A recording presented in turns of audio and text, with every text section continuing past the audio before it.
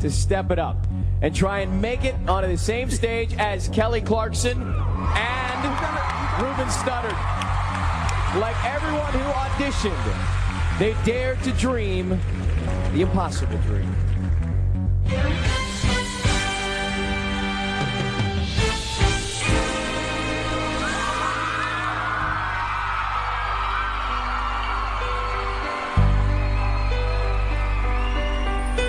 To dream the impossible dream, to find the unbearable foe, to bear with unbearable sorrow, to run where the brave dare not go.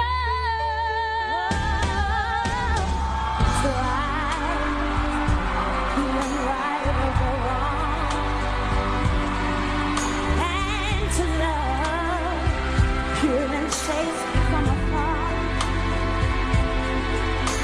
to try when your arms are too weary, to reach the unreachable star. This is my quest to follow that star,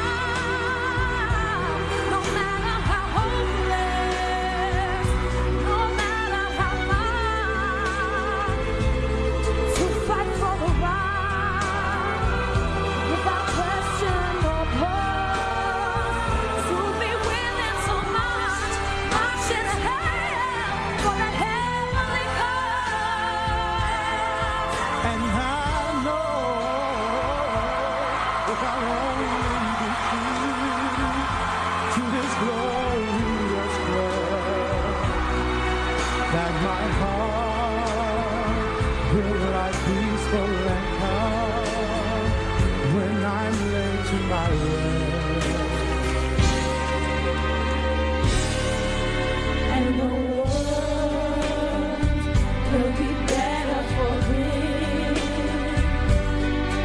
That one man scorned and covered with scars,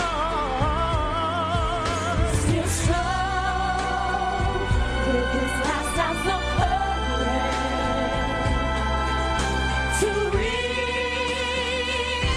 unreachable. The unreachable.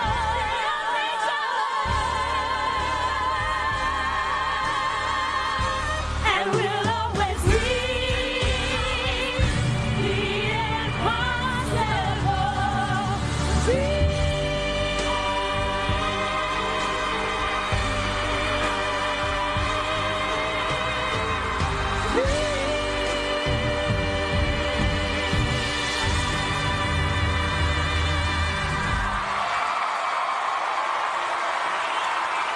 Ruben Studdard, Fantasia Barrino, Diana DeGarmo, and Kelly Clarkson. One stage, one song. I brought you your towel, man. Just like the good old times. How you feeling? Good. I got your results. We got a big show for you tonight, and we are live in Hollywood. We'll be right back on American Idol.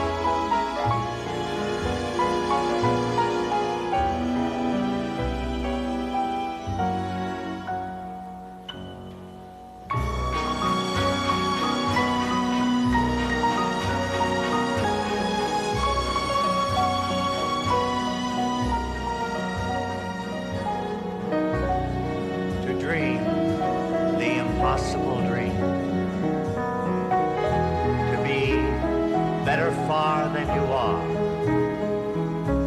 to try when your arms are too weary,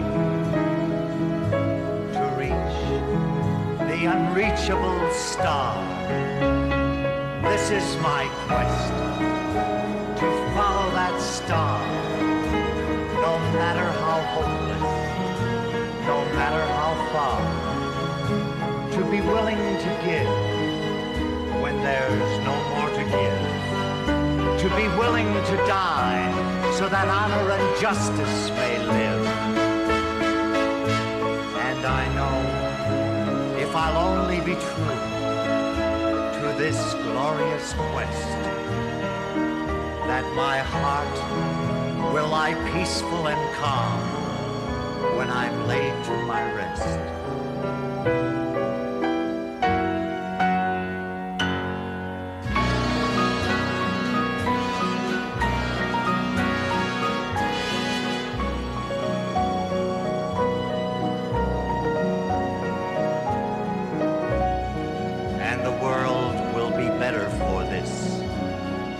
That one man, scorned and covered with scars, still strove with his last ounce of courage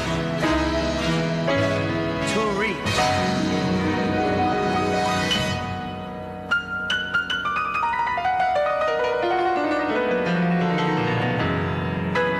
the unreachable star.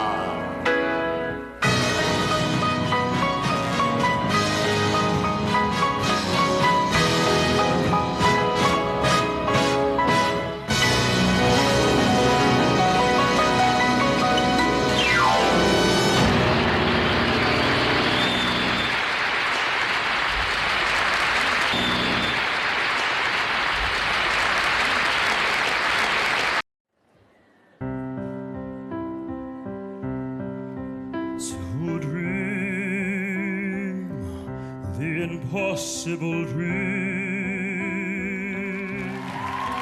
to fight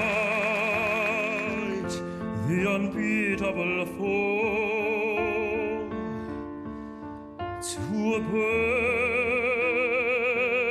with unbearable sorrow, and to run where the brave dare not go. This is my quest, to follow that star, no matter how hopeless, no matter how far. Fight for the right, without question or pause.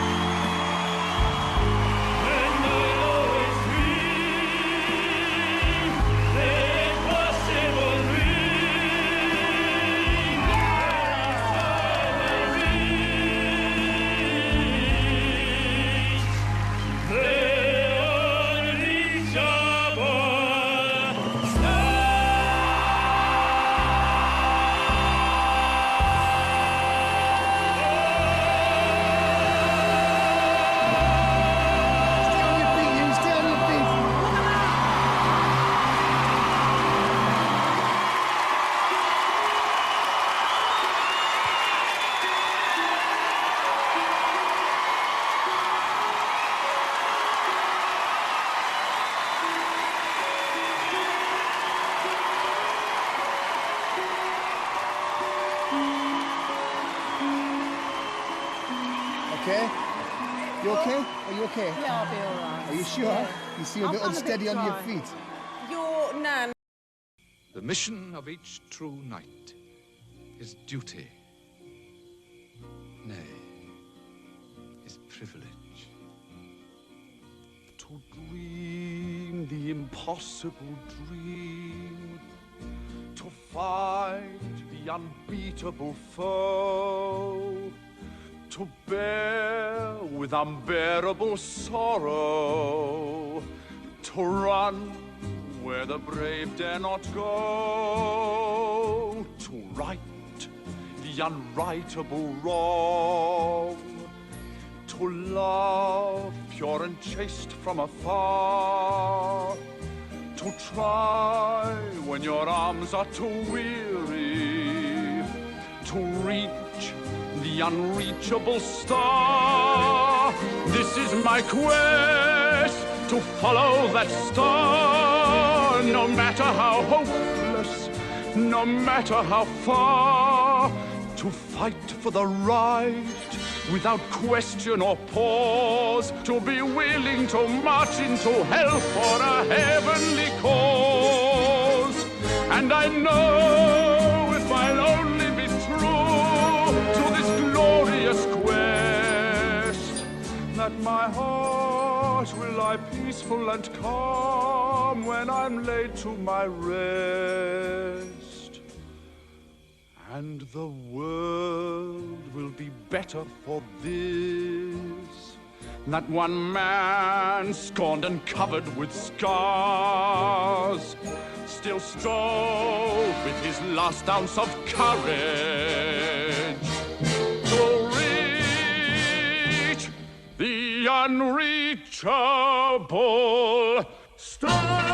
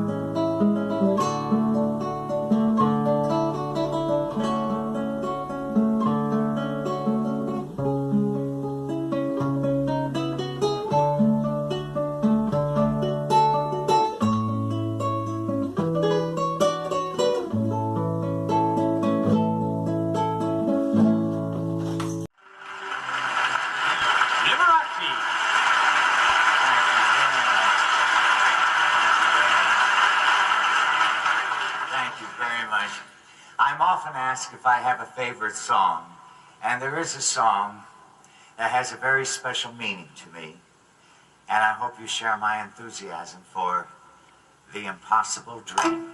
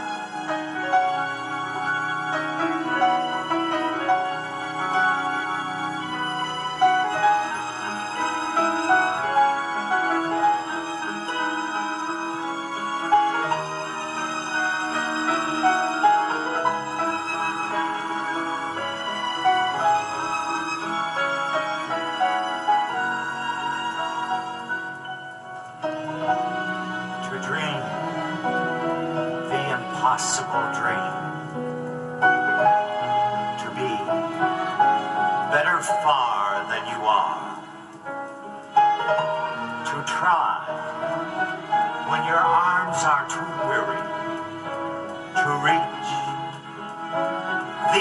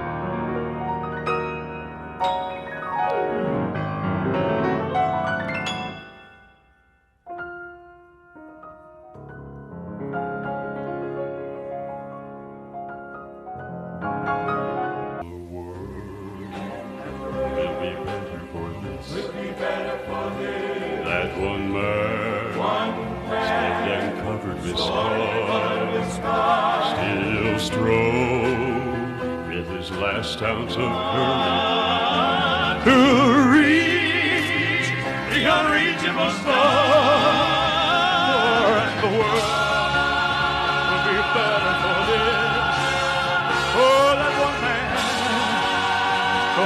goodness skies, he still strove with his last ounce of courage to reach the unreachable star.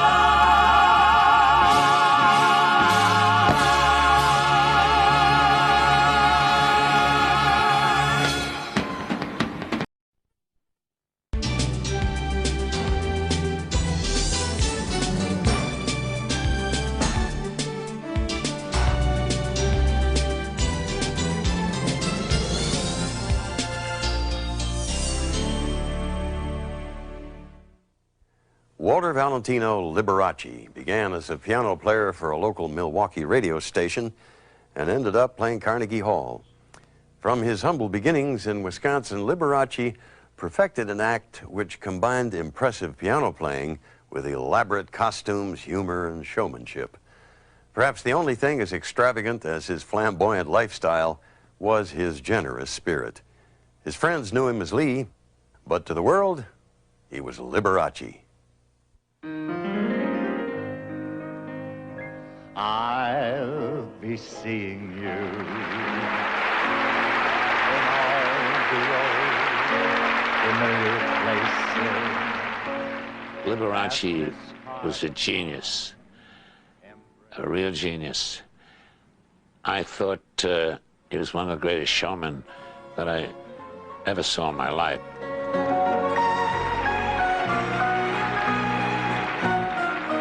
This guy could play the piano, but he was a showman, and he had that great big smile, and everybody just, they loved to see him on the early television.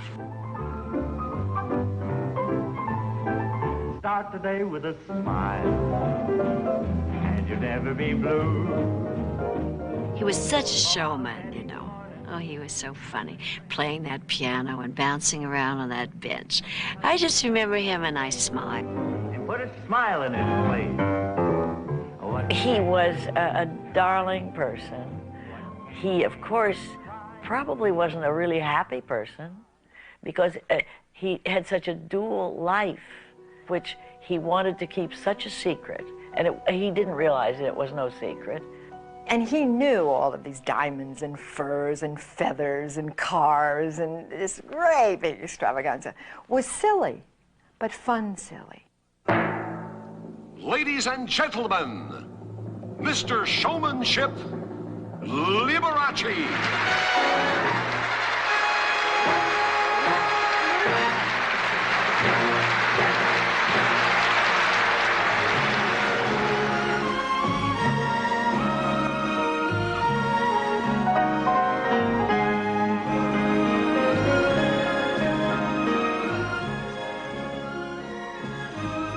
Liberace. His name is synonymous with flamboyance, glitz, and showmanship. He sold out concerts from Las Vegas to Australia, playing to royalty, presidents, and devoted fans everywhere.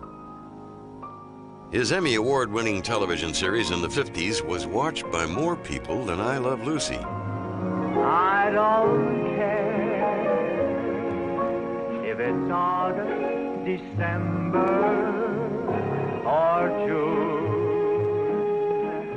The image of Liberace became part of our culture, from comic strips to song.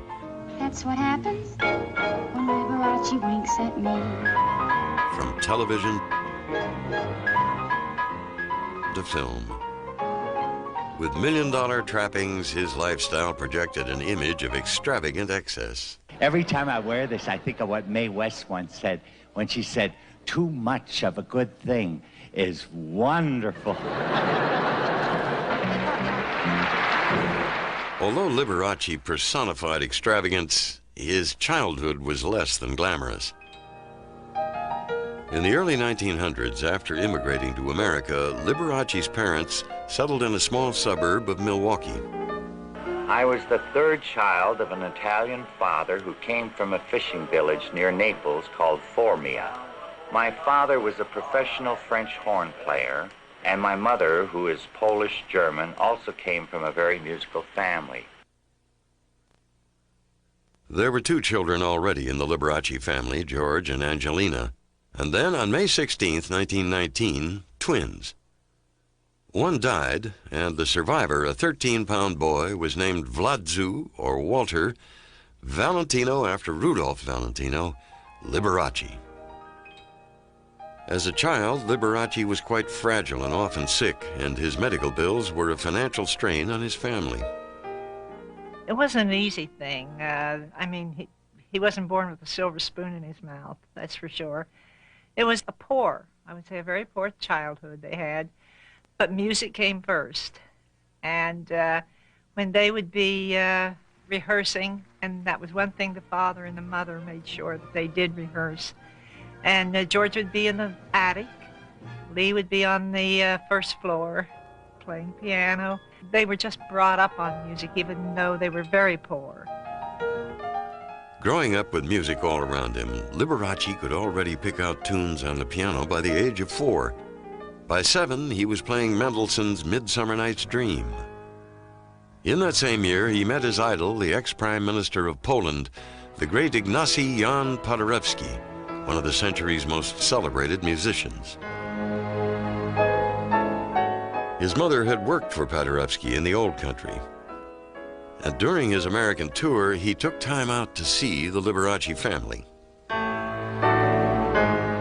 It was Paderewski's one-name fame that would eventually influence young Walter to become simply known as Liberace.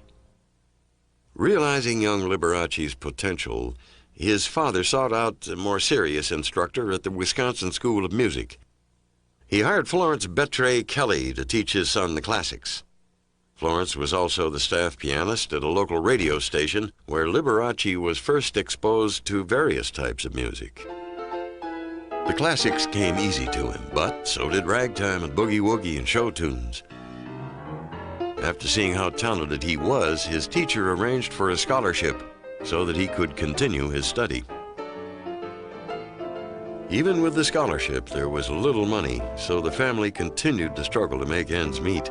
And in 1931, when the youngest brother Rudy was born, there was an additional mouth to feed and things got even harder. Despite his family's destitution, Liberace, who was determined to stand out even then, still managed to sport a vest, suit, and spats to school every day. While he was in high school, Liberace was known as the boy who played piano for fashion shows and dance recitals.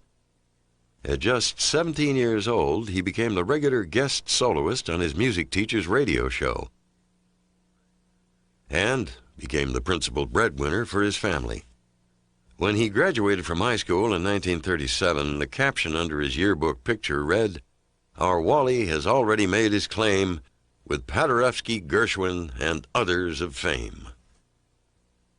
The youthful Liberace wanted to succeed in popular music more than anything. But his father was not pleased by this. He believed the classics were the only respectable form of music, and this became a constant struggle between them. He didn't go for that at all. He mostly wanted all the classics. He wanted all the children to become classical musicians. But as they got older, George and Lee both knew that there was no money to be made in the classics. So that's why they went into the popular field. I realized very, very early in my career that the demands of being a concert pianist were very exhausting. And I always liked to have had some kind of fun with my work. I didn't want it to be a force that made me do something I didn't really want to become. I was happy to play classical music. I loved it. But the people that I played the classical music for were just a handful of musical purist types. And these were really not the people that I wanted to please. I really longed to please the man on the street. Despite the bright future that awaited him, this was a difficult time. His parents were spending less time together, and one night while he was passing by a local theater, Liberace saw his father in a crowd with another woman, who was eventually to become his stepmother. Being extremely close to his mother and not wanting to hurt her, Liberace kept his father's affair a secret. Feeling powerless over his parents' relationship, Liberace began to immerse himself totally in his music, one area where he felt in complete control. As he studied even harder, his teacher arranged for an audition with the Chicago Symphony. His talent and drive impressed the symphony, and he was hired to play with them at the Pabst Theater in Milwaukee, ironically the very same theater where he had seen his father courting another woman. He ventured away from the classics by performing late nights in clubs with a local group, the J. Mills Orchestra. His versatility of playing the classics as well as popular music became his trademark. A concert at, I think it was La Crosse, Wisconsin. He's playing a classical concert, and at the end, when he's taking his bow, someone from the audience, yelled out. Oh, he said he asked for requests, and someone from the audience yelled out, "Three Little Fishies." And so Liberace played the Three Little Fishies, but he played it as Mozart would play it, as Beethoven would play it, as Chopin would play it, and the audience was in stitches. Liberace had a very special thing with music, because what he did, he took classical music and embellished it. He improvised with it, and he made it more palatable to the average ear. The Chicago Symphony was embarrassed with his nightclub performances of popular music. So, in order to avoid any conflict, Liberace changed his name to Walter Buster Keys for his racier late-night persona. He traveled east to Pal's Cabin Supper Club in New Jersey, where he performed with the J. Mills Orchestra and Henny Youngman. He soon found work in New York as the pianist at the Persian Room of the Plaza Hotel. For the first time, Liberace was living the life of a touring musician and developing a style that eventually would captivate millions.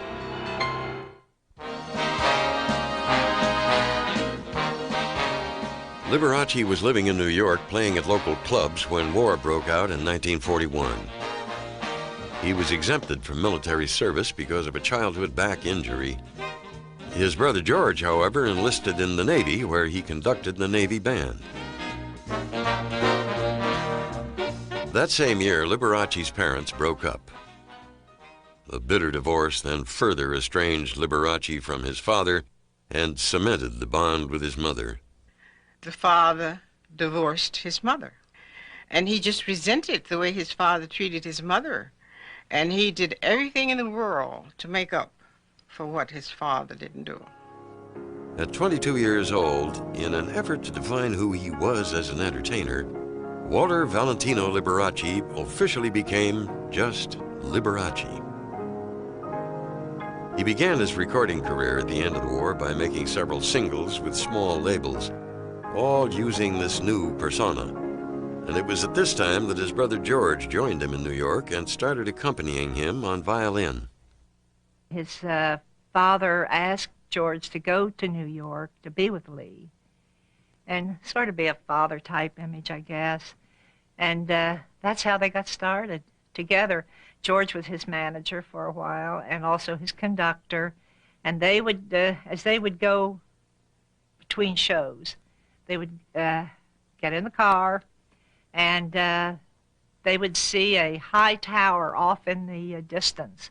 And they would drive the car right to there, and that was a radio tower.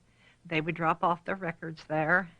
And that's how Lee became known in some of the southern states. George was a natural at managing and promoting his brother. It wasn't long before they had signed with a major booking agency. Liberace's performances became larger and more prestigious. In 1945, when Liberace saw a biographical movie about Chopin, he became enchanted with the prop that was used in the film. Looking for some way to stand out from other musicians at the time, he decided he should adopt it as his trademark for his own act, the candelabra. As he was becoming more established, he had a team of people working to advance his career. Self-promotion, however, always came naturally to Liberace, and he often came up with ideas to move his career forward even faster. He printed programs and mailing cards with the phonetic version of his name and sent them to various clubs and concert halls around the country.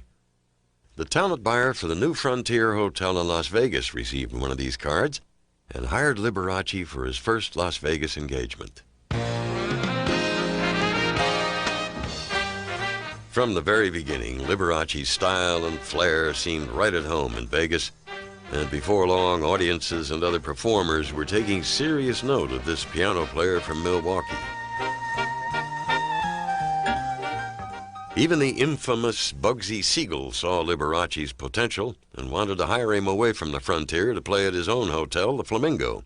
While the offer was almost too good to refuse, before Liberace had to make a decision, Bugsy Siegel was murdered. I start to shake, I start to shiver, and every fiber in my being seems to quiver. It's a feeling very close to ecstasy. That's what happens when Liberace winks at me.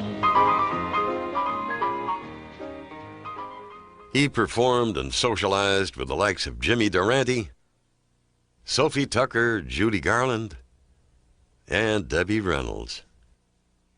He was so sweet to everybody. He was never unapproachable. He was totally approachable and would sign autographs and cared a lot about his public. As Liberace's popularity was building, his fans ranged from Las Vegas housewives to world leaders, including the Pope. If you were a fan and you walked up to Liberace, he would be very gracious, very giving, very loving. And within the first 5 minutes, and he would take time with you, you would forget that he was Liberace. But movie executives had a hard time forgetting who he was. He was offered a role that was created for him as a pianist in the film South Sea Sinner with Shelley Winters. From being a sickly child in Milwaukee to being a world-famous entertainer and Las Vegas headliner, it seemed that Liberace's life was almost too good to be true. Yet he struggled with the complications that so often come along with success. In a search for some way to deal with these complexities, Liberace became enamored of a book called The Magic of Believing.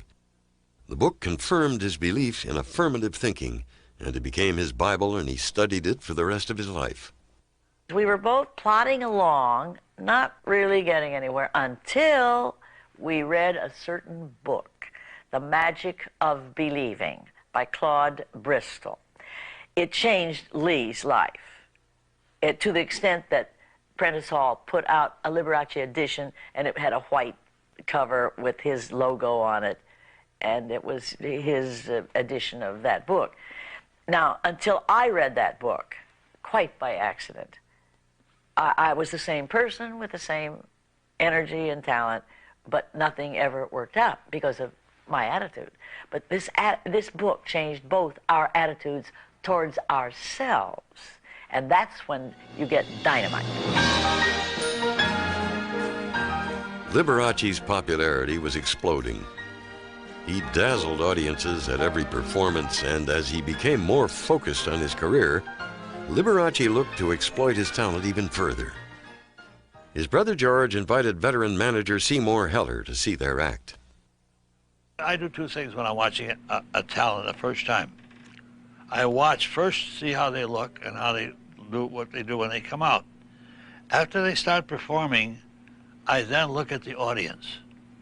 I want to see what he does or she does to an audience. And after about 10 bars, I turned around, looked at all the audience, and they're all sitting there like they're mesmerized. So I thought, oh my God, this is something else. So I immediately turned to the attorney. I said, we've got a deal. At 15 bars, I decided this man was for me. Because I knew, I felt that he had something that's far and above being a good pianist. Liberace signed with Heller, and his new manager arranged for him to be the summer replacement host for Dinah Shore's show.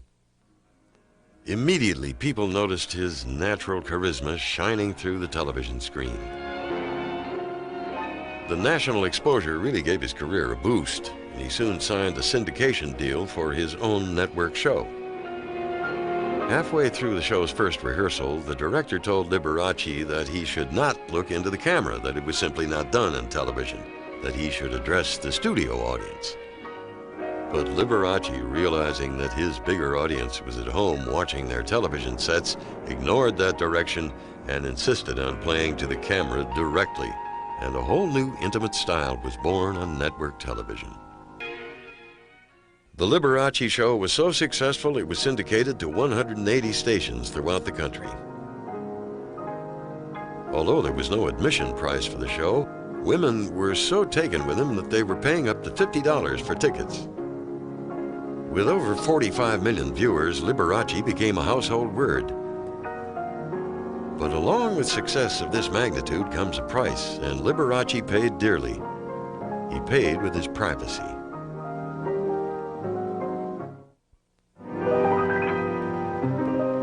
Now don't go around complaining. Just keep yourself in training. Don't let little troubles get you down. It doesn't pay to wear a frown. Start the day with a smile. It's so easy to do. Take off the frown that covers up your face and put a smile in its place. Up on your toes, inhale, throw out your chest, exhale, take a deep breath. Sing a song and you'll be happy as the day is long. Liberace had a lot to be happy about. After only a few weeks, his television show was a huge success. He was busier than ever. When he was on his summer hiatus from the series, Liberace continued to perform at concert halls around the country. During his first Hollywood Bowl appearance in 1952, Liberace was yet again determined to set himself apart. This time from the musicians in the Los Angeles Philharmonic Orchestra. Lee came over to me and said, "Seymour, I have an idea." I said, "What is it? What do you want, Lee?" He said, "I can't wear a black outfit. There's going to be 90 men sitting around me in black outfits. And the people are way up there in the Hollywood Bowl with the 20,000 people. They won't even know who the piano was from the violinist. There'd be little specks, see?" I said, "What do you have in mind?" "I'm going to wear a white suit of tails." So I mentioned that to the Bowl people. They're whores. How you dare wear a white outfit in front of the Philharmonic Orchestra? It's sacrilegious. Well, he said, "Look, if I either wear a white suit of tails, I don't play." And then later on, about a year or so later, my wife and I gave him a black and gold jacket. And I said, "Black and gold."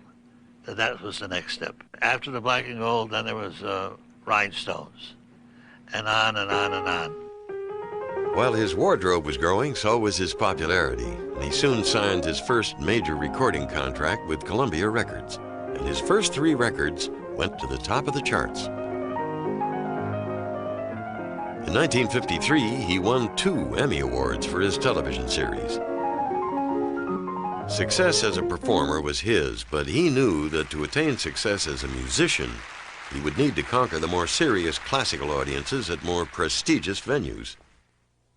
That prestige would come in the form of New York's Carnegie Hall. Although he was cautioned against the engagement by his advisors due to the possibility of bad reviews by the critics, appearing there was a childhood dream of Liberace's ever since his father sat him down at a piano for the very first time. So Liberace was determined to go on with the performance. The sophisticated New York audience loved him. But, as predicted by those closest to him, the critics were less than amorous. The tone was even mean-spirited in certain reviews.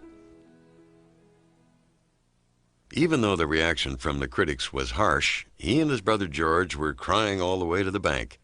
That is a now famous phrase actually coined by Liberace. His life and career seemed to be right on track. The only thing missing, at least according to his mother, was a wife. When I was a boy, my mother often said to me, "Get married, boy, and see how happy you will be." Well, I have looked all over, but no girlie can I find who seems to be just like the little girl I have in mind. Well, I will have to look around until the right girl I have found.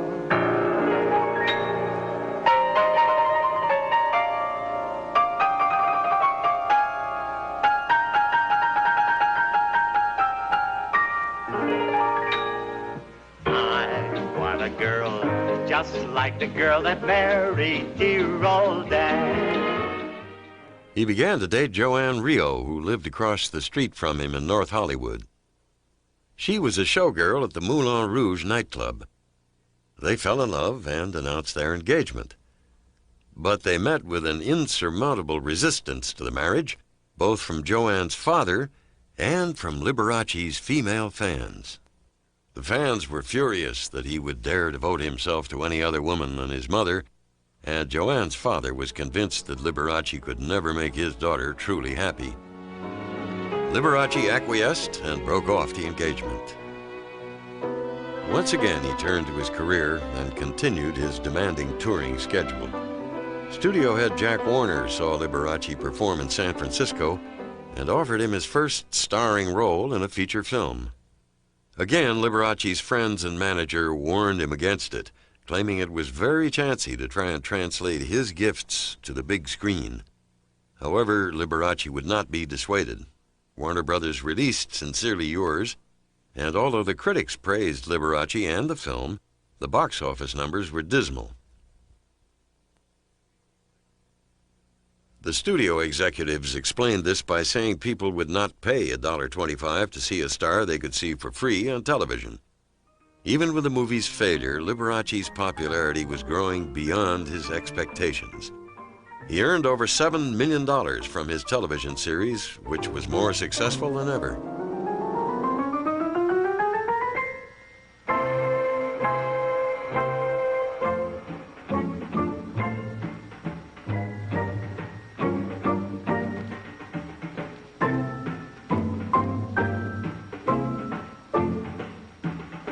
Only one other performer rivaled him at that time, the king himself, Elvis Presley. When Elvis first played Las Vegas, I believe it was the Frontier Hotel, Lee told me this story, and he came backstage with his manager, Colonel Parker, and he was a little nervous, Elvis was, and I guess excited about opening at the Frontier, and Lee asked him what he was going to wear, and he told Lee, and Lee said, well, you can't wear anything like that, so Lee loaned him one of his gold jackets. And he wore it, for that engagement there. And that's basically how Elvis started with all his, flamboyancy of the clothes, like Lee did too. Playing with the king of rock and roll may have been Liberace's first encounter with royalty, but it wouldn't be his last.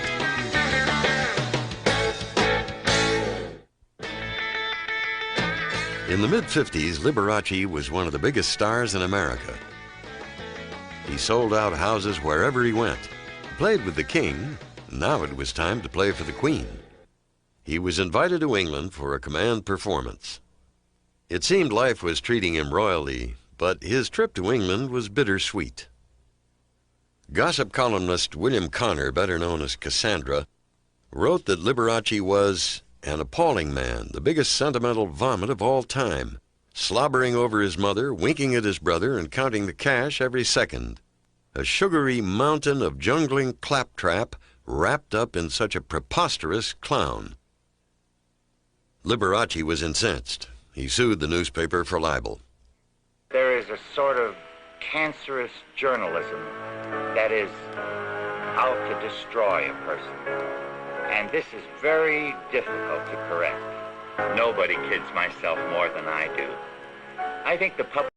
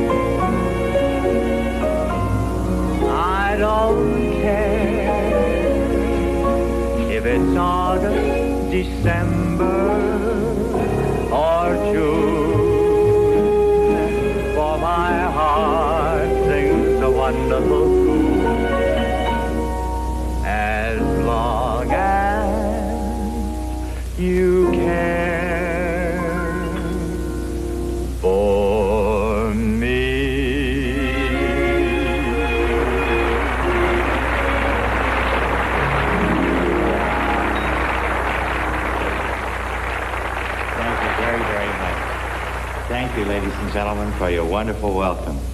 I'm happy to be with all of you again.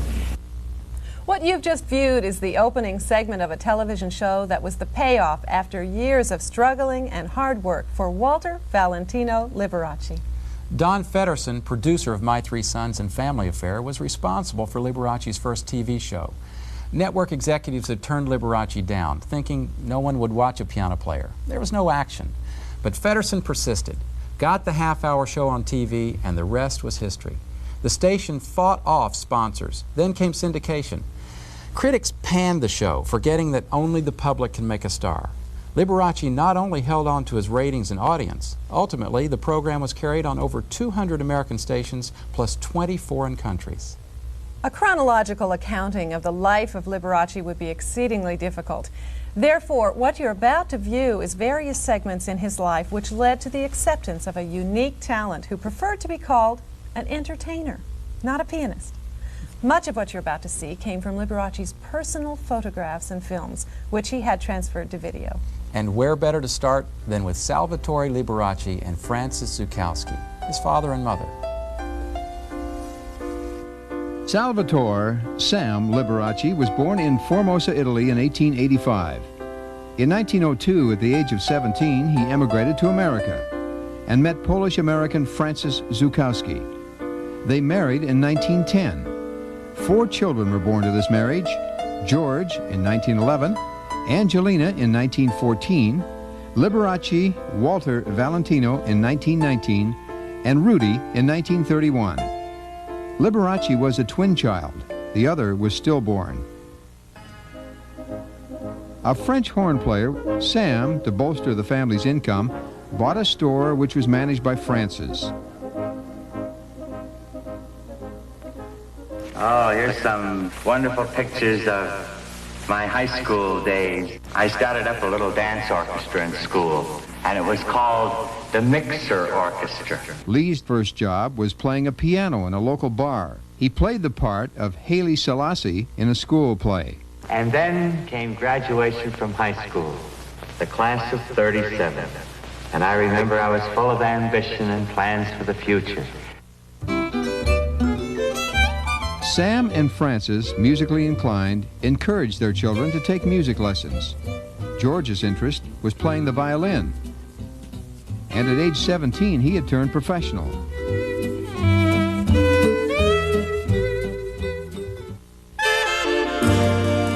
It was the day of the big bands. George joined the Orrin Tucker Orchestra.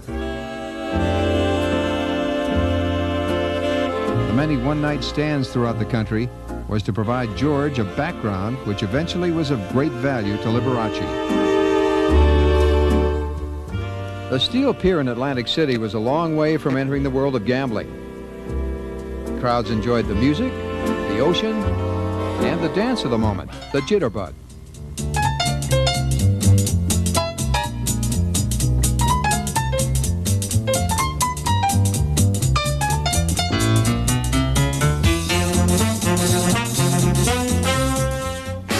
Playing at military bases, it was evident that preparations were being made for World War II. My brother joined the Seabees in the Navy, and we made a promise that when he got out of the service, he would join me in a nightclub act, which I began preparing. Growing tired of playing local engagements for $40 or $50 a week, with business card in hand, Walter Liberace, pianist, headed for New York. Little dreaming that the first of trademarks was to be discovered. A candelabra. The war was over. George, discharged from the Navy, returned home. This close-knit and caring family was together again. Lee, never far away from the kitchen, joined Mum. Sam, undoubtedly, was considering the fate of his son, Walter, the pianist. Okay, Joe, who was Walter Buster Keys? I'll bet you're going to tell me it was Liberace. Absolutely correct, playing whenever and wherever. In order not to conflict with his classical image, he used this funny fictitious name. A series of 3 events would lead him to the pinnacle of the entertainment spectrum. One such event occurred in La Crosse, Wisconsin. Liberace had concluded a classical program. He asked for requests. At that time, there was a novelty tune called The Three Little Fishies. Now, someone in the audience, thinking that this would throw a classical pianist, requested it. Liberace had acquired a unique talent for reading his audiences. He'd learned just how much charm and music he could combine to keep the audience involved. He played The Three Little Fishies in classical form. With a wink and his charming smile, he shared this musical joke with his audience and immediately won them over. He was on his way. At this time in life, on his way didn't mean he'd arrived. Lee's talents were not confined to the piano. His artistic talent began to surface as he spent time hand-painting ties, wallpaper, and clothing. There was a time when he even hand-painted all of his Christmas cards. An entertainer is often judged with little knowledge of the hardships endured in their climb to success. After years of struggle, some are eventually declared an overnight success. Liberace is an example. His early youth was hampered by the Depression, making it difficult to concentrate on his music. World War II interrupted George Liberace's contributions to his brother's success. In 1941, Liberace came out to California, confident that he had the key to what the public wanted. His style of partly classical and cocktail lounge piano caused the critics to comment that he was a mediocre pianist. He refused to be swayed by the critics' attacks. California was less responsive to the young maestro. It took him 8 years of travel and hard work before he won any measure of recognition. In later years, every knock became a boost. He first came to Las Vegas in 1944. His first engagement was at the Last Frontier for $750 a week, which was doubled after his opening. Little dreaming that in 1954 he'd be the highest paid entertainer in Las Vegas at $50,000 per week. Liberace may have had the key to success, but the door wasn't ready to open. In 1944, Las Vegas was a sleepy resort town. There was no Strip as we know it today. The few resorts, the Last Frontier being one of them, catered to the gambler and those who made it an overnight stop on a journey elsewhere. With few distractions, it was easy to discover the talents of an artist such as Liberace. Clowning around a relic of the past, he was unaware that his gold rush days were not far away.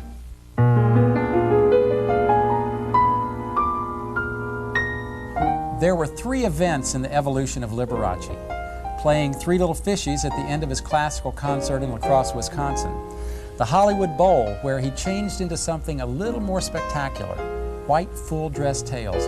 A bold concept for 1952. The press was quick to pick up on it. The audience loved it. The critics raved. The third event, the Candelabra. In 1940, while Liberace was playing as intermission pianist in the Persian Room at the New York Plaza, he had seen the movie A Song to Remember, a story about the life of Chopin.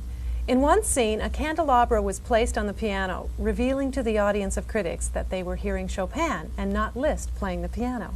After seeing the movie, Liberace stopped by an antique shop and purchased a silver-plated candelabra for $15. Back at the hotel, he came out for his intermission stint carrying the candelabra. He proceeded to light the candles one by one before he started to play. The otherwise noisy room began to quiet down as people watched. The piano player with the candelabra was the talk of the town. Webster defines candelabra as a branched, highly ornamental candlestick. To Liberace, it was a highly identifiable prop, an important trademark.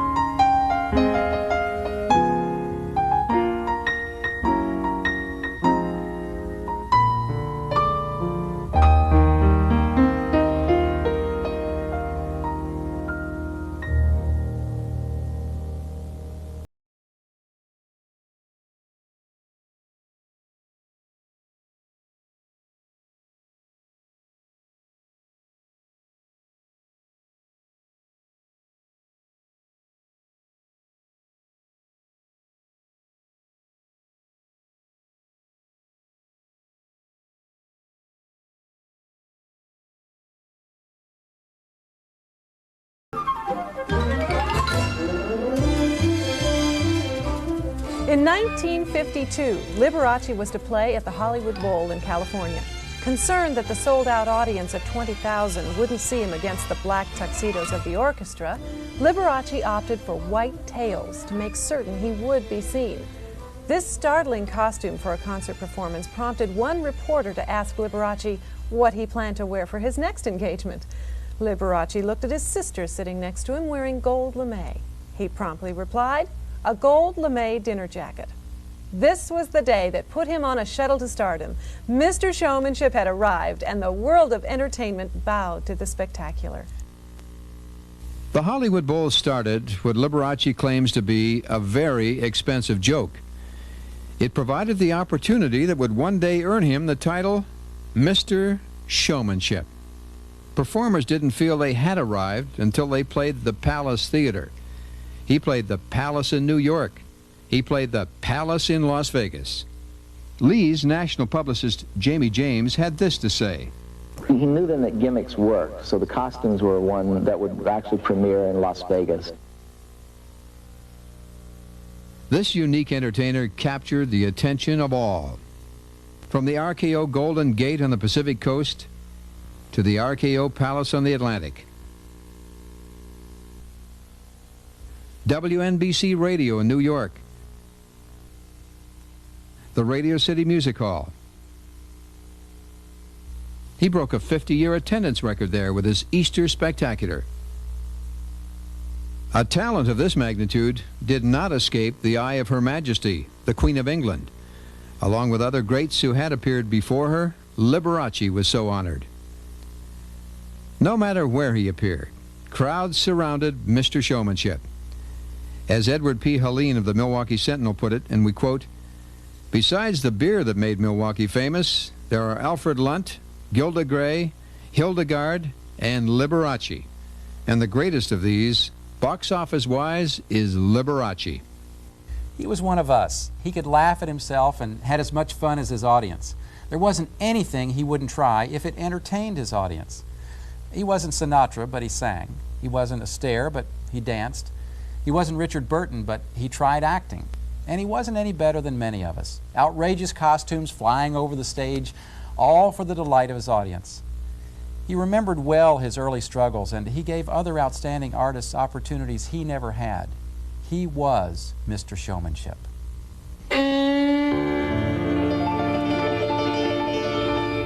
A rich sense of humor and the ability to appear in outrageous costumes. If there was ever a court jester that could please a king, it would be Liberace.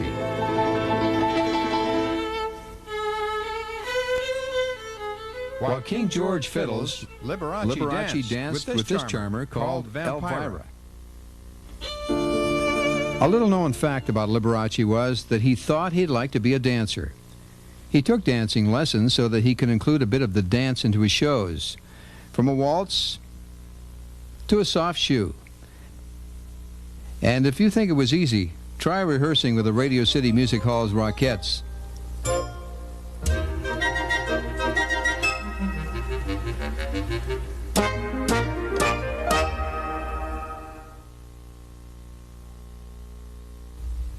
Of all who are involved with an entertainer, the one who is in the most direct contact is the publicist. Now, whether promoting or defending, his or her phone is always the first to ring.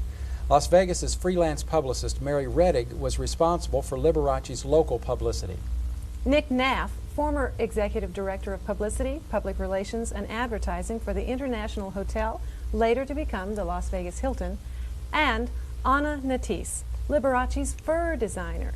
Mary, we'll start with you. How long did you work with Liberace? 15 years, until he died. What do you remember most about him? I think his courtesy, Robin, and the fact he was always so considerate. And if I would call him, speaking of phones ringing, if I would call him and give him a long list of things people wanted him to do, he would thank me for calling. Wow, that's great. I know he had a very interesting home, and there was something very fun inside and outside the house. Tell us a little bit about that. He had a large collection of dogs, most of which he had adopted, but a couple that had been pushed over the wall, and he'd adopted them because people knew he loved animals. You mean more than 2 or 3?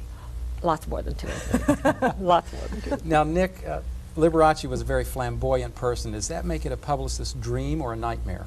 Well, it could be a nightmare if it weren't that we were working with Liberace. There wasn't a more gentle, a more cooperative artist than Liberace. In fact, his showmanship was not based in ego. It was based in a desire to carry from the stage into the public, you know, as much of a show as he could possibly give to the public. He was so cooperative in that regard. It really was a dream. Anna, when did you first meet with Liberace and become the fur designer?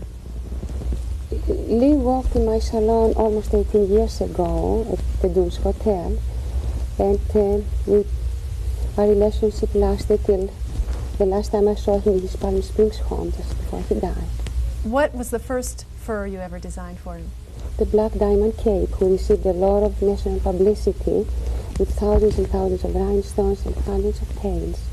It was one of the most spectacular, very first show pieces you wore on stage. And very expensive too, I bet. Yes, very much. At the time, it cost $300,000. If we had to replace it now, it would cost perhaps more than $1 million. I remember that fur. Mary, do you remember some of the other furs? Of course I remember that one, because when he opened it on stage, it was blinded by all the rhinestones.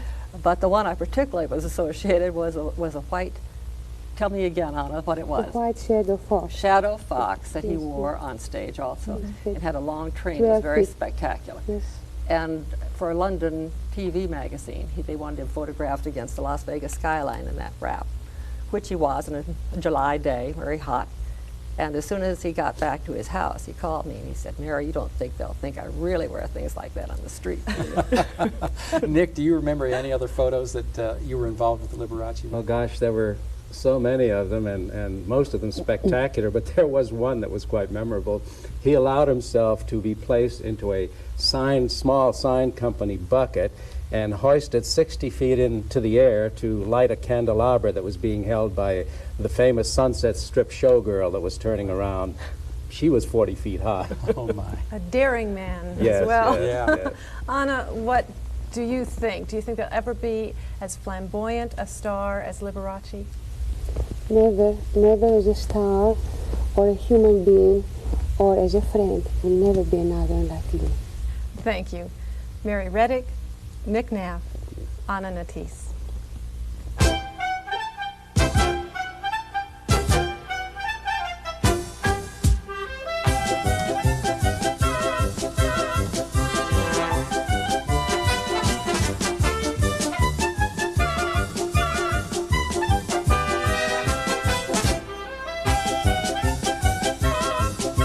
Nick Knapp mentioned Lee being hoisted above Sunset Boulevard for a publicity shot. Here he attempts to place some very uncooperative candles high above the Sahara Hotel on a hot day in Las Vegas. If you doubt it, take a look at the candles again.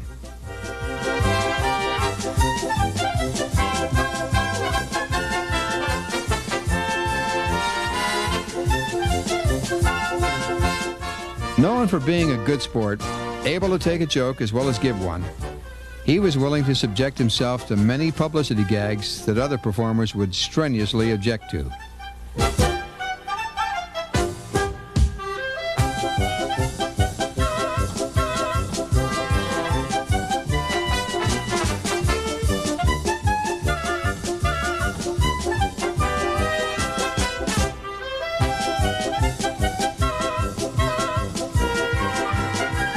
Here's a typical gag shot that Liberace obviously enjoyed.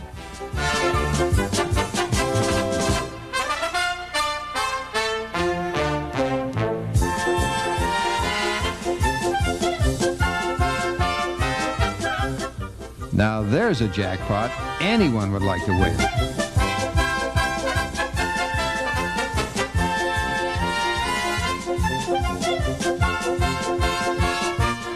While he may have been hot with the slot machines, others had a way of cooling off this winning streak.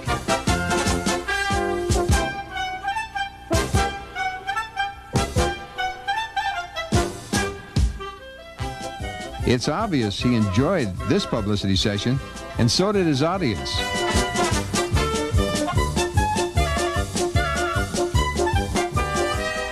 Dedicating the first automation system for radio station KORK in Las Vegas. The Astro Train, then a futuristic means of rail travel, appeared. So did Liberace.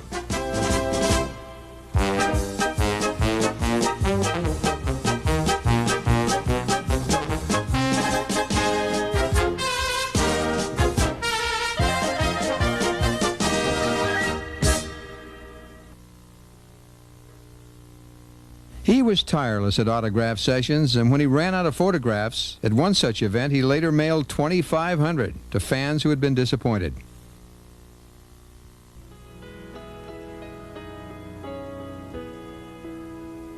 At times, police provided protection from his many fans.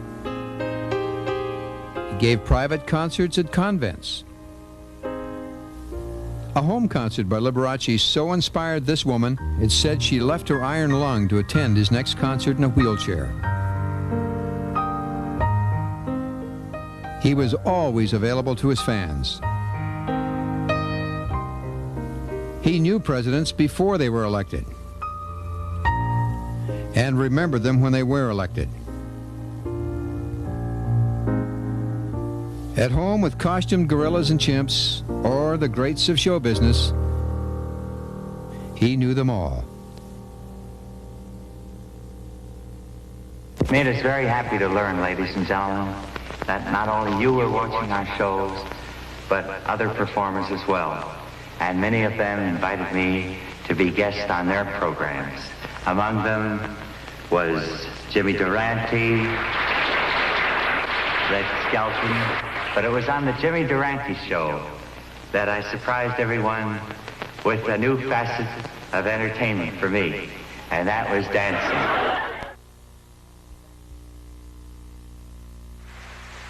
He wasn't always center stage.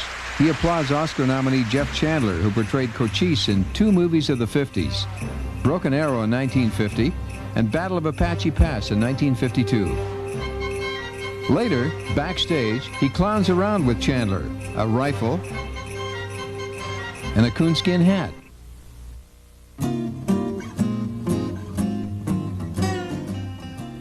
He appeared before the Queen and hammed it up with the King.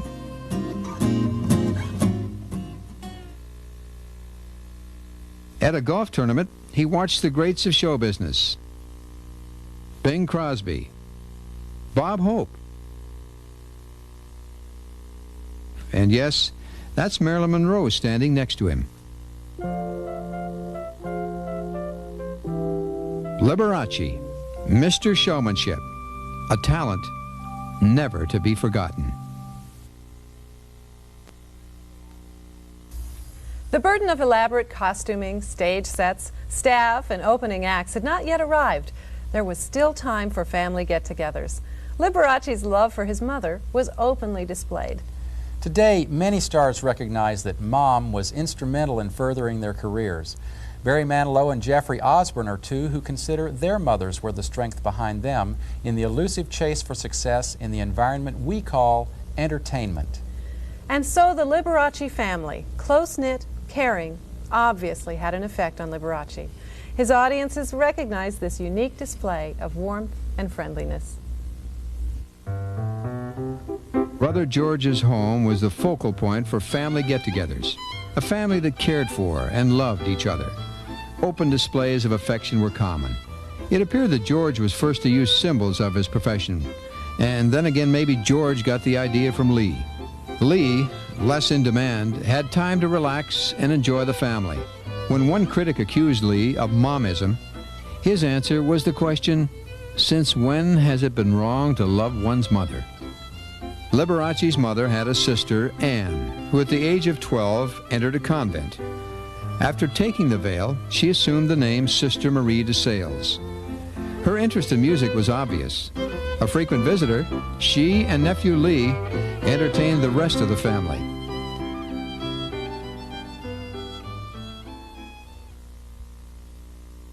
But it was time to fulfill a promise made. He would build a great house for his mother. I have everything my heart desired today. The family continued to get together.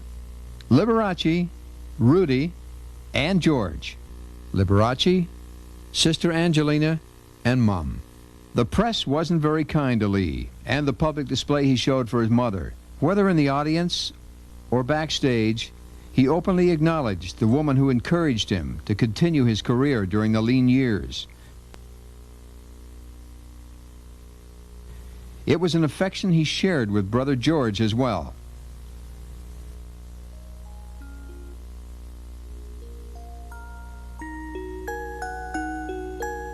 If there was ever a Santa Claus in the life of Frances Zukoski Liberace, it was her son, Walter.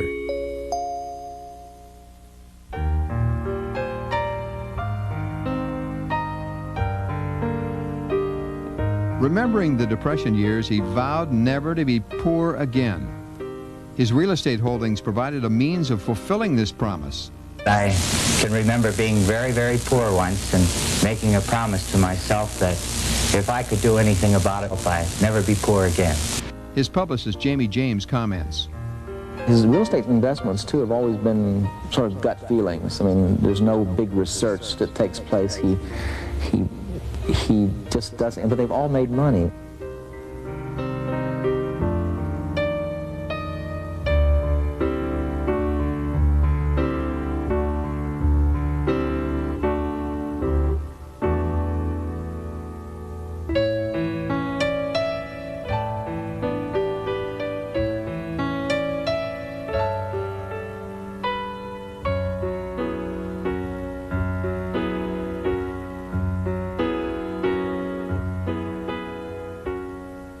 When asked about his homes, Jamie James, his publicist for 20 years, said this was his answer. Liberace always used to say, or we call him Lee, that, you know, you can only eat one piece of bread at a time. You can only put on one pair of pants at a time, and that's one house. I said, why now? And he said, Jamie, I worked so hard all these years. They always told me that I had investments so that, you know, I could stop work tomorrow and spend as much as I wanted to the day I died, and I would still have money left. He said, but I couldn't see it. But he says, now with my homes, at least I can see why I worked so hard.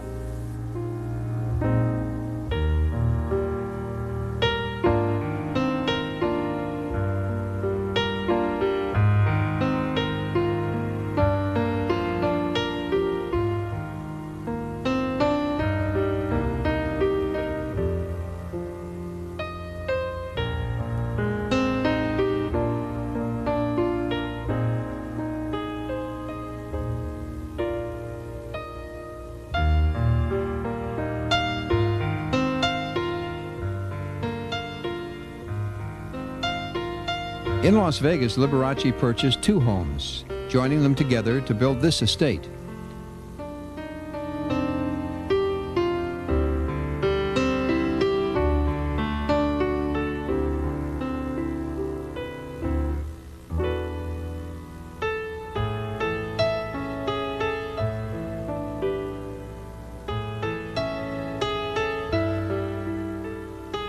Adding another story to the home, this stairway led to the Moroccan room and his rehearsal studio. This hallway, leading to the master bedroom, provided a means of joining the 2 homes.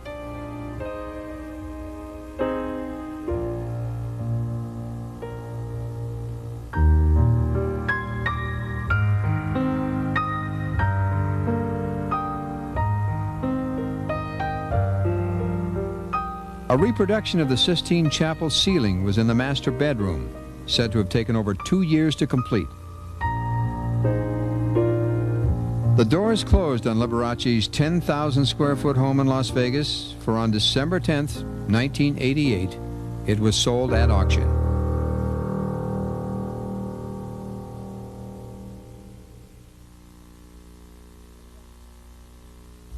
Liberace's insatiable curiosity and interest led to vast collections of antiques, unique gifts, cars, and homes. He himself said at one time, "I'm a collector." This collection could only be found in a museum. What to do with all the various items he had stored? Buy some property, build a museum, sharing his success by giving it back to the public who had made it all possible. The Liberace Museum and Foundation for the Performing and Creative Arts. Since its founding 10 years ago, the foundation has helped hundreds of students of the performing and creative arts. It currently funds scholarships for schools and colleges across the nation, assisting deserving and exceptional individuals. When asked about the museum, Liberace had this to say. It was one of my ambitions to be able to share all the things that I've acquired throughout my career with the people who made them possible. And these are some of the costumes I've worn through the years. Now, my current costumes that I'm wearing at the MGM will eventually wind up in the museum because I keep replenishing the costumes as I go along. And I spend about $1 million a year on my costumes. It's become a very expensive joke. But, but the audience seems to love it, and as long as they do, I love wearing these wonderful costumes. It takes about 4.5 months to make one. And now I've added, you know, very expensive craftsmanship to them, and they're adorned with precious jewels and expensive furs. I have one fur coat that I'm bringing to Australia that's white Norwegian fox that has a 12-foot train, and that's worth $350,000. Anna Natisse, personal furrier and fur designer for Liberace. Anna, when Liberace first came to you, how had he heard about you? I was told from Lee that when he was cruising in Europe, he heard my name from some very big European customers of mine, and mainly from Sofia, Princess Sofia, who is now the Queen of Spain. And he also discovered, which is the truth, that I did work for Sofia's mother, Queen Frederica. So you were designing furs for European royalty, and then you started working with Liberace. Yes. American royalty. Yes, Lee loved royalty. Yeah. Yes, I think he was just born with royalty in him. Yes. As the fur designer, you must have had a lot of fittings and spent a lot of time with Liberace. Yes. How long did that take, and was that hard to do? A lot of them. For each, all the fittings took place in my salon. I love this look. Don't you? Now, this one buttons on this side. The both side. You want me to take this home, side. Mike, and then bring it to Mike? Yeah, all right. Fine. Let me take the coat to see. It's just in the center front seam. Danny will help you, Primo. Danny will help. Anna, the costumes just seemed to get more and more spectacular as the years went by. Do you remember any in particular? Well, for instance, this is one of the most spectacular pieces we made. For Lee, I work with my dear friend and designer, Michael Travas. This particular piece is displayed at this time at the Liberace Museum. It's made from white shadow fox, lots and lots of fox tails, and brocade material with bucco beads and rhinestones and pearls. It's very beautiful.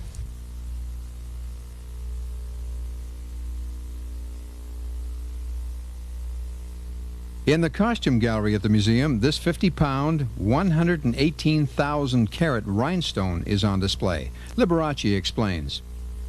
Very flattered. It took months, I understand, to create the stone. And it was all started because of the fact that I used so many Austrian rhinestones in my costumes, and my pianos, my cars. And the company president in Austria heard about this, came to New York to see my show. And this is his way of saying thank you to me for the country of Austria who produced this. In the various cases throughout the museum, you're going to find some very interesting mementos, some that have been given to me, some that I've been presented with through the years, like this wonderful violin that Jack Benny played on one of his television shows. And if you'll notice, it has his own candelabra on his violin. It's a bit much, but it got a big laugh. And of course, underneath is the French horn that really started the Liberace saga, if you want to call it that. This belonged to my father. When he came here from Italy, he joined the Philadelphia Orchestra and the John Philip Sousa Band, and eventually wound up in Milwaukee, Wisconsin, and where he met my mother.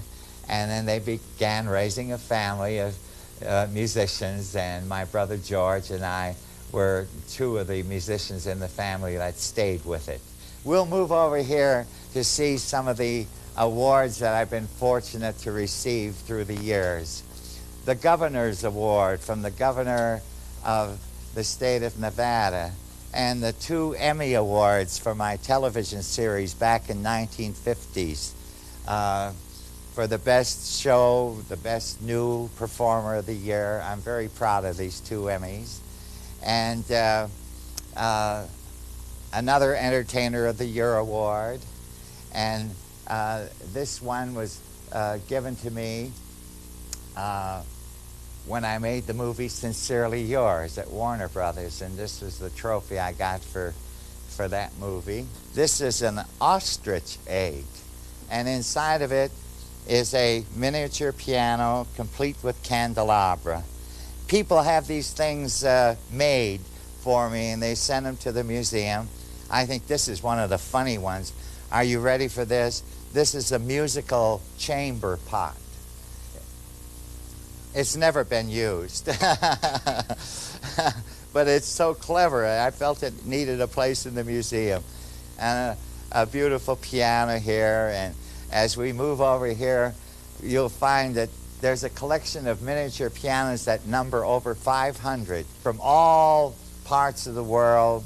And I think one of the most unique ones is this one made by a man in Florida out of 10,000 toothpicks.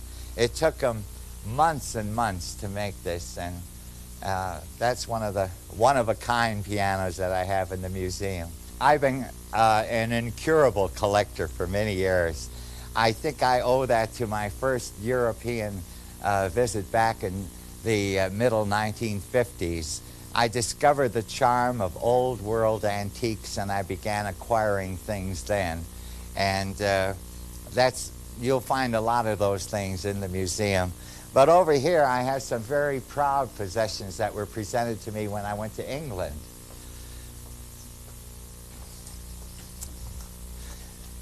I did one of 3 Royal Command performances, and this one was in 1978 when I appeared at the London Palladium for Her Majesty Queen Elizabeth, and I was presented with this beautiful jewel piano by Her Majesty Queen Elizabeth. And I also have a collection of china from John F. Kennedy, the late President of the United States. This is one of the plates that the great President had in his home. And I really am very proud of these things.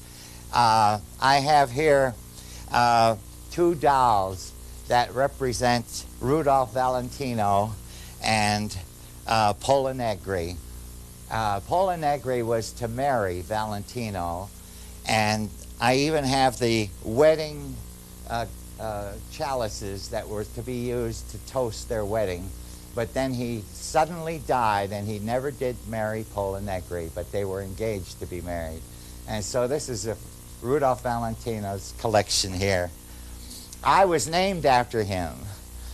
Yeah, my middle name is Valentino, and I had a younger brother who was named Rudolph, and he passed away about 10 years ago.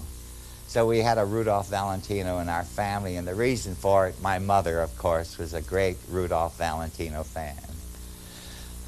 This piano is a Broadwood from London, and there's only one other in the Metropolitan Museum, which is not as old as this one. This one dates back to 1788, and it's priceless.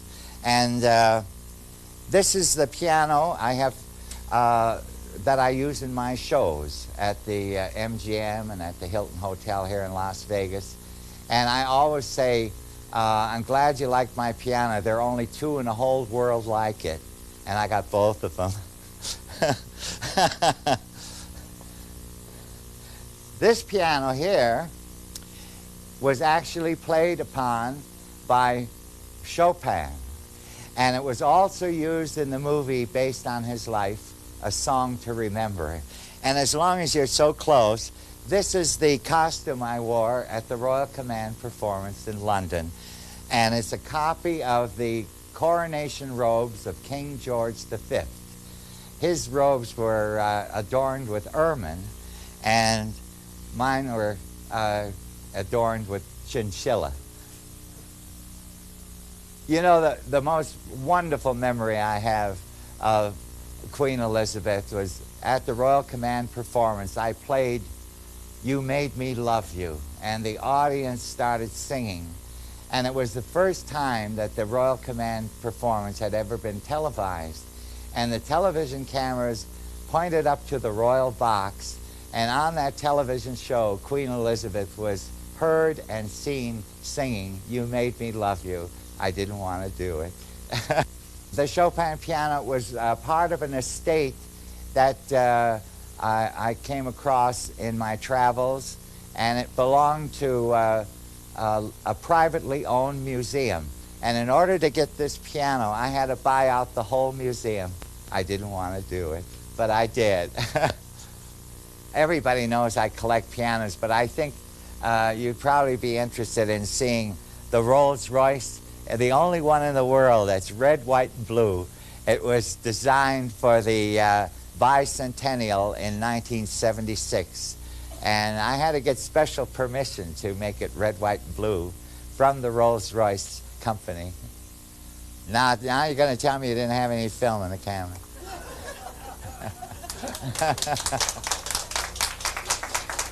Okay, thank you.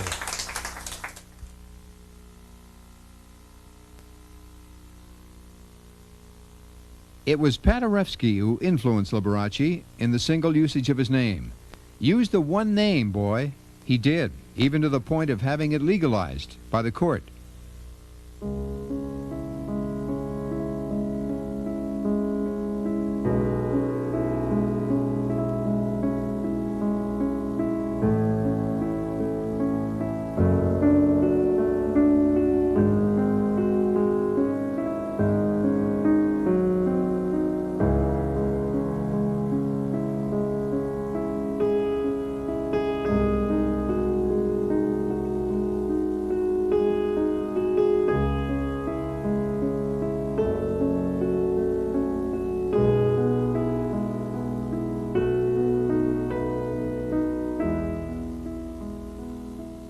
Managing to collect more than 50 different automobiles he used both on and off stage.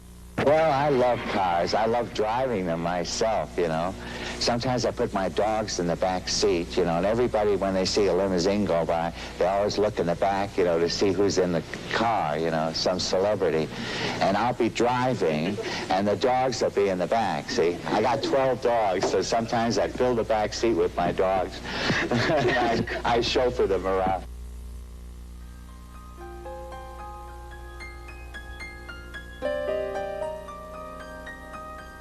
Awards, photos, and other memorabilia is displayed in the Celebrity Gallery.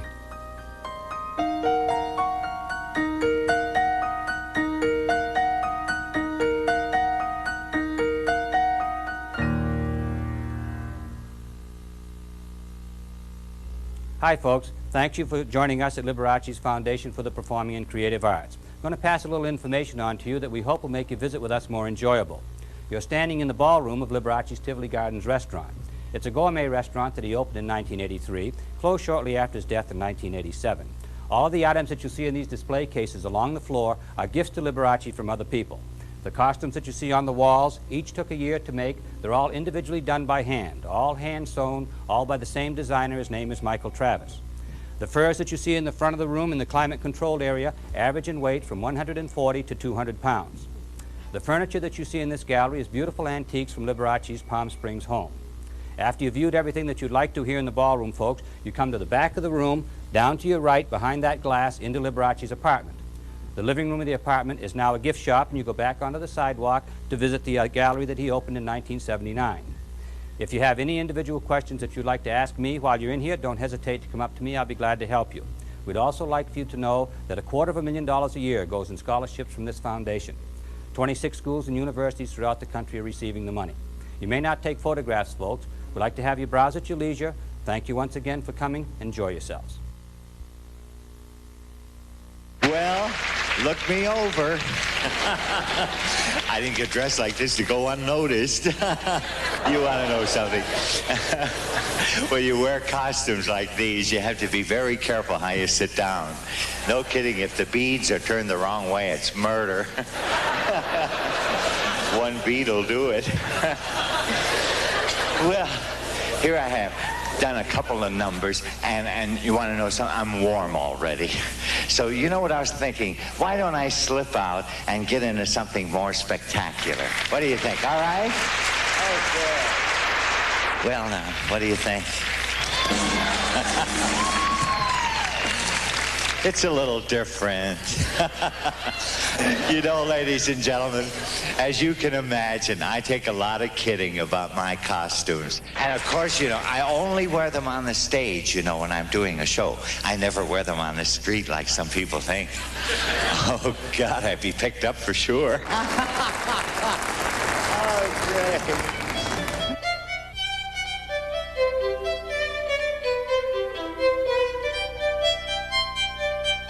George Liberace, admittedly a strong influence on his brother Walter's career, isn't forgotten either. On view is a collection of photos, awards, and many other interesting items presented and collected during his career.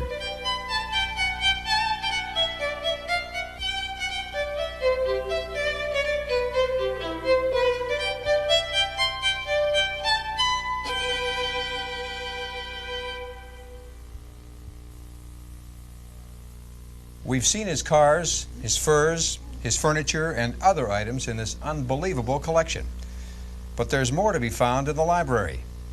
Meet Patricia Jarvis, librarian. May I call you Pat? Sure. Pat, I asked Bill Folsom the same question. What is the first question visitors ask when they arrive here? Usually, what is his name and a little bit about his family. And what's their reaction? Well, some of them get kind of mad at me when they don't realize he's got another brother besides George and a sister. You know, one of the things I noticed about a library is you got to have books and other materials in abundance. And I don't see a lot of that here. Just what is it you do? Did you ever try to go through 50 years of scrapbooks, newspaper, and magazine articles and put it all together to figure out what he did? Pat, you know, I expect this to be a monumental task getting it all together, but once it is it available to the public? Yeah, what's done now is available, and they can come in here and just take a look at it and ask for different dates, and I'll do what I can for them. Patricia Jarvis, librarian for the Liberace Museum. You know, it takes a special person to care and administer to the needs of this operation. And that's who we're going to meet right now. Credit for the overall operation of this display of memorabilia can be given to Dora Liberace, sister-in-law of Liberace and wife of Liberace's brother George. Dora, thanks for visiting with us. It's my pleasure, Murray. When did the museum first open? We opened in 1979, Easter Sunday, which was April the 15th. That's easy to remember. If I remember correctly, didn't Liberace also open his Hollywood Hills home to the public too? He did, but because of a zoning problem, parking situation, and the neighbors, it had to be closed. Dora, I think one of the most exciting things that comes out of the museum is the Foundation for the Performing and Creative Arts. What is that? We give grants to the different colleges throughout the United States. And of course, the colleges and the institutions that we are funding, they pick out the recipients for the scholarships. And where does the money come from? Well, of course, our museum is the funding arm for the foundation, has been for over 10 years. And through the generosity of my late brother-in-law, of course, he left 90% of his estate to the foundation. Dora, are there any restrictions to these selections for the scholarships? Do they all have to be piano players or ballet dancers? Well, it is restricted to music and the performing arts. Dora, you've been very gracious. But a final question. Vaju Valentino Liberace, Walter Liberace, pianist, Walter Buster Keys, Mr. Showmanship. Dora, how do you think Liberace would like to be remembered? I think he would like to be remembered as a great entertainer, and he was a very private person when it came to helping. He didn't want other people to know what he did for other people, but I think a great humanitarian. The song has ended, but the melody lingers on. Liberace's no longer with us, or is he? There's more than a melody that remains. His influence and dedication to the world of entertainment, his sincerity and kindness, and a belief. As he put it, most of the time it's not so much what we've done in the past, but what we haven't done that we regret. Mr. Showmanship will always be remembered.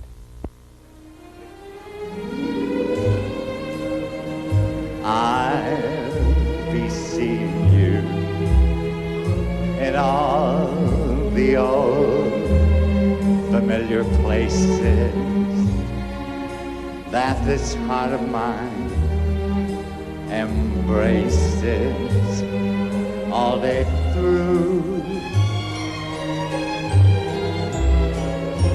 In that small cafe,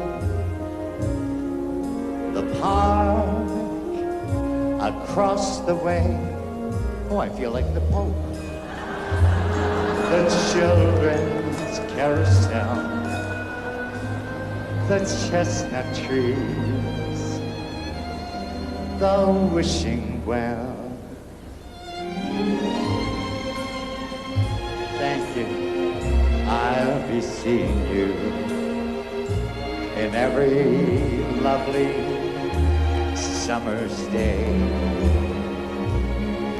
in everything that's warm and gay. I'll always think of you that way. I'll find you in the morning sun, and when the night is new, I'll be looking at the moon, but I'll be seeing you.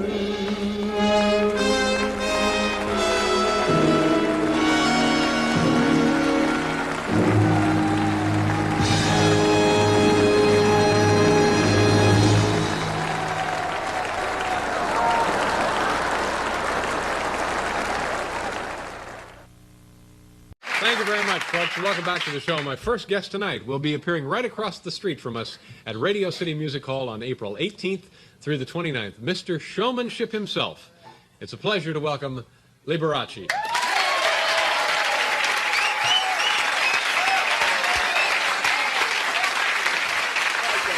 Very nice to see you. Good, how are you?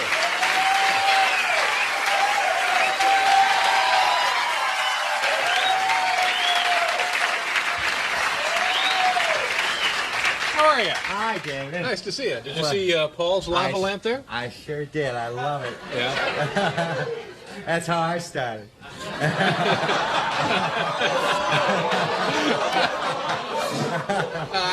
How did you begin with the candelabra? Well, seriously, I saw a movie in 1945 called A Song to Remember. Yeah, who's in the film? Cornel Wilde, Merle Oberon. It was based on the life of Chopin. And the next day, I was opening at the Persian Room at the Plaza Hotel, following a very popular and famous star, Hildegard, that was her room. And Hildegard. Hildegard. What did Hildegard do? Is Hildegard still with us? Yes, she is. And what would, if we were to go see her, what would she be doing? Well, Hildegard was perhaps one of the most famous chanteuse supper club performers. She played the piano, she sang, she wore gloves, and she gave away roses and things. She had a real fabulous supper club style. A real uptown class kind of deal here. Huh? Strictly class, yeah. And she wore beautiful gowns and everything. So I was following her at the Persian Room, so I figured, well, she's got the gloves and the rose, I gotta have some kind of a gimmick. So I saw the movie the day before I opened, and the candelabra was such an important prop used in the life of Chopin. I went to 3rd Avenue after seeing the movie, and I bought the prettiest candelabra I could find. And the next night I opened at the Persian Room, and I had them turn off all the lights in the Persian Room. And then an attendant walked in with the candelabra and set it on the piano. Oh, that's nice. And it got the attention of the people. They thought somebody important's going to come, you know. And I walked in and I started to do my show. And It was an instant, overnight trademark, and I've had it ever since. Yeah, that's terrific.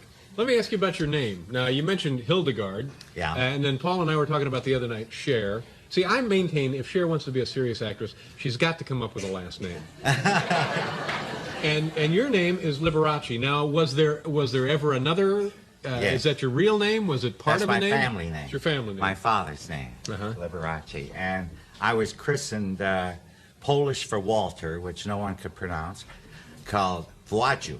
That's Walter in Polish. Okay. And then my mother was a great fan of Rudolph Valentino, so my second name was Valentino.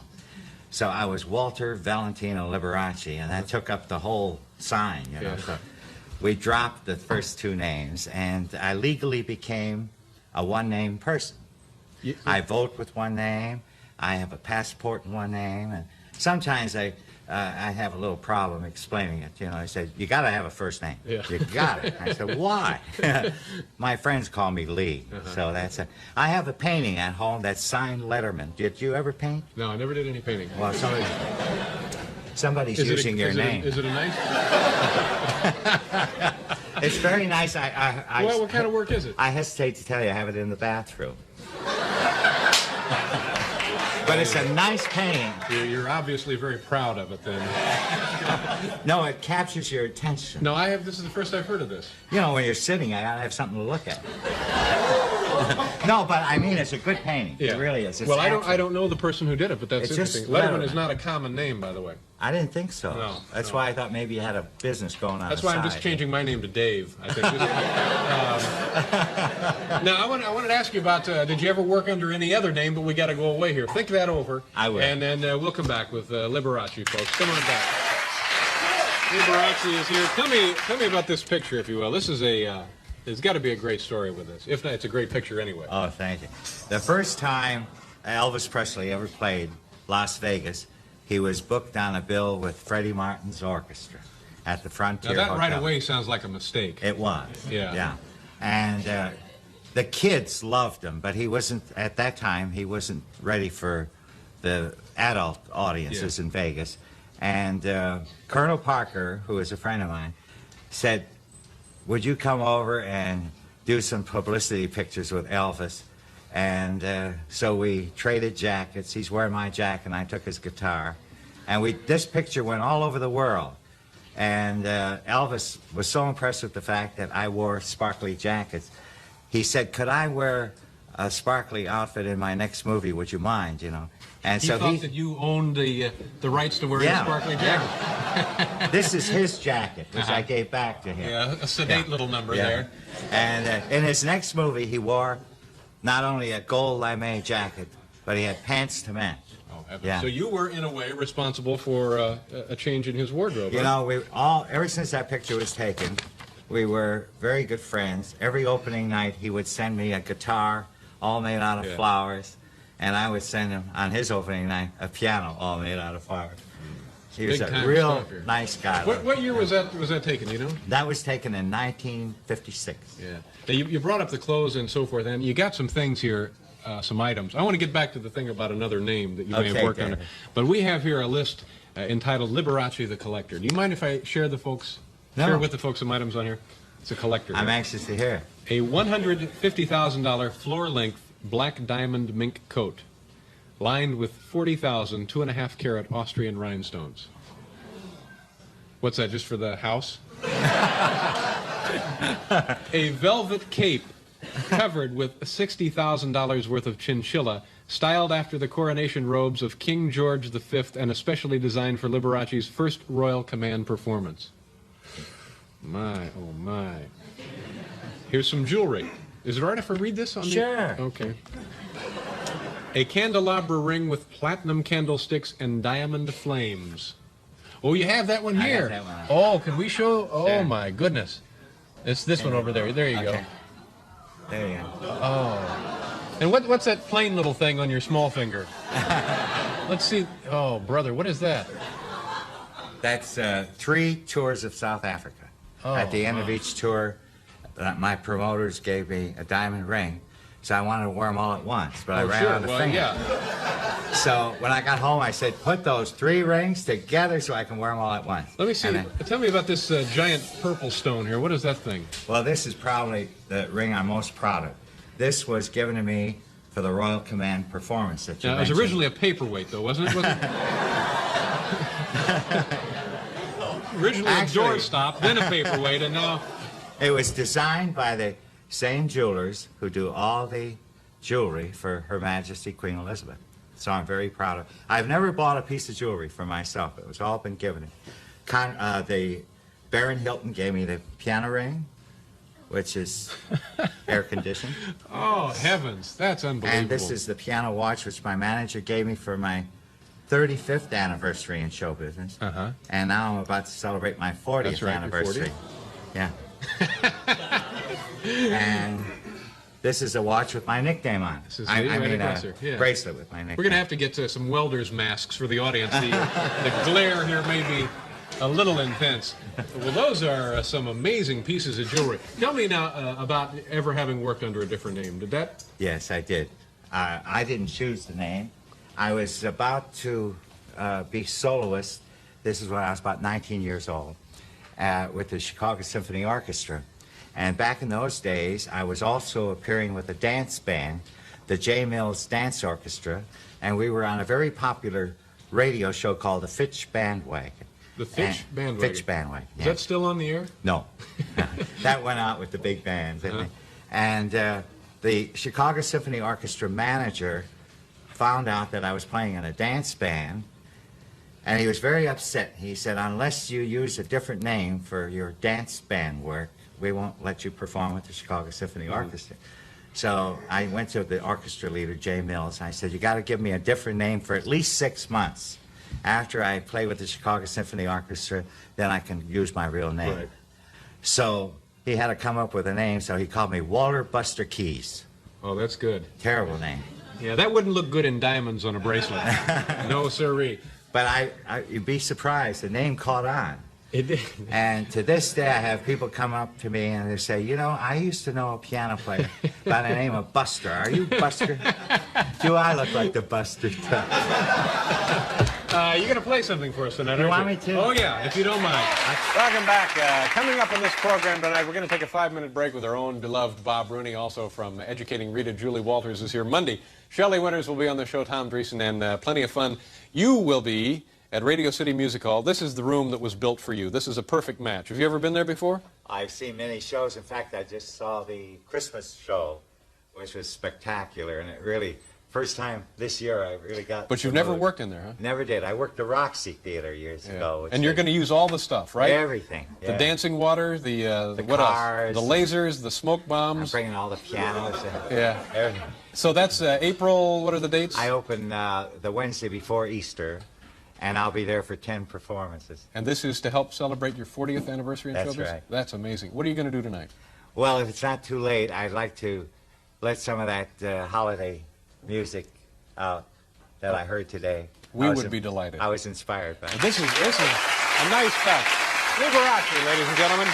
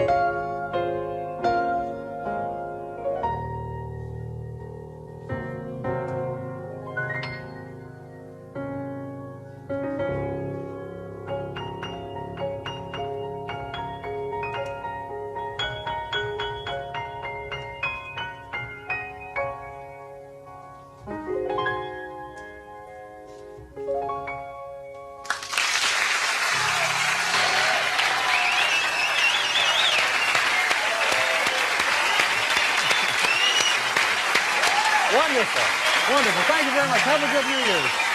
We'll be right back, folks. Liberace.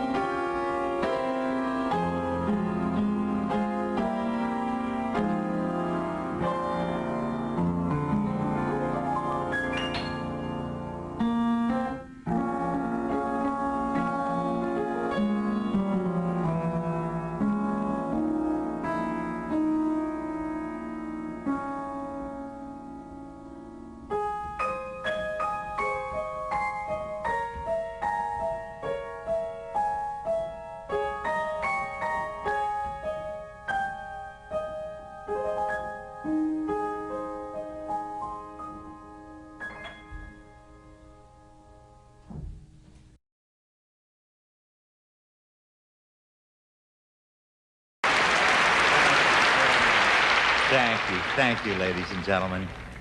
It's been a wonderful evening being with all of you, and before I say goodnight, I'd like to sing one little song that I used to sing at the close of all my television shows back in the 1950s. It's one of my favorites, so for old time's sake, here it is again. I'll be seeing you in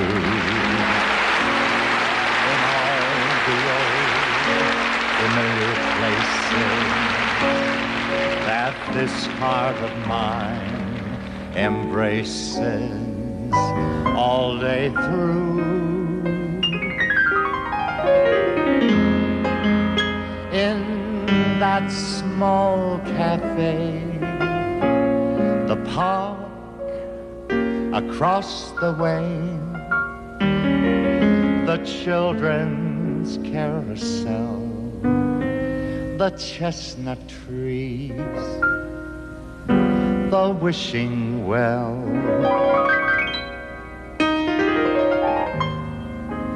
I'd like to thank my guests, the Chinese acrobats of Taiwan, Barclay Shaw, Vince Cardell, and my special guest, Debbie Reynolds, for being with us tonight. And of course, all of you. So until we meet again, ladies and gentlemen, I'll find you in the morning sun, and when the night is new, I'll be looking at the moon, but I'll be seeing you.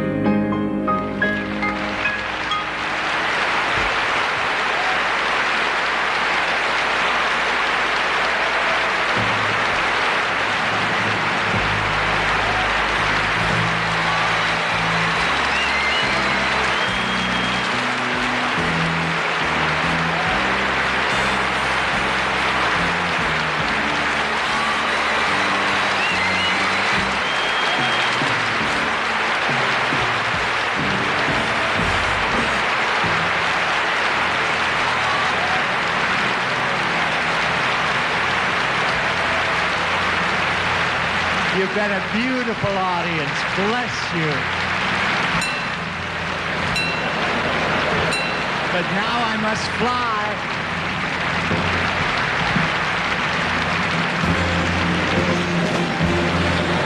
Even lizards, you see, I'm doing my part to conserve gas. Mary Poppins, eat your heart out.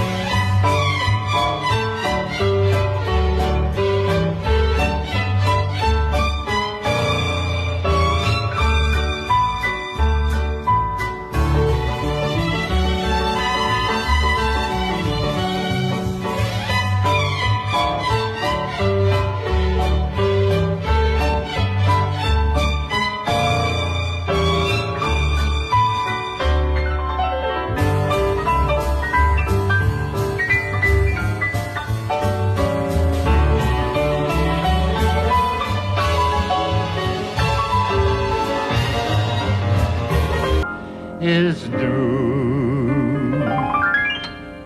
I'll be looking at the moon,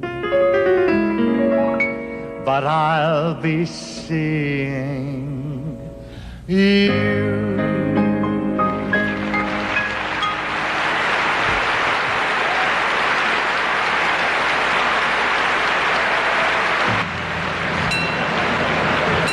But now I must fly.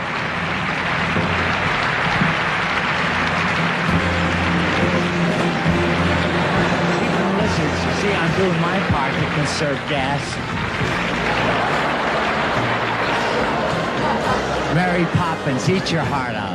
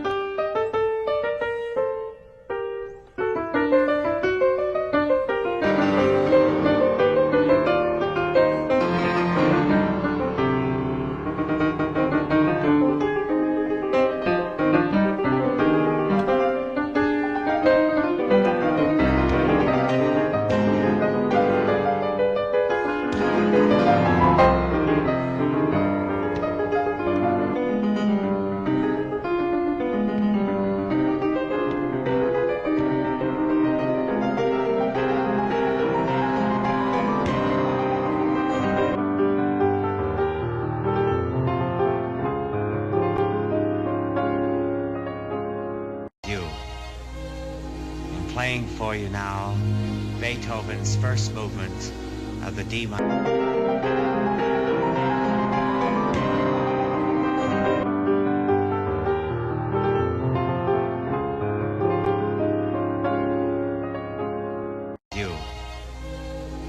Playing for you now Beethoven's first movement of the D minor.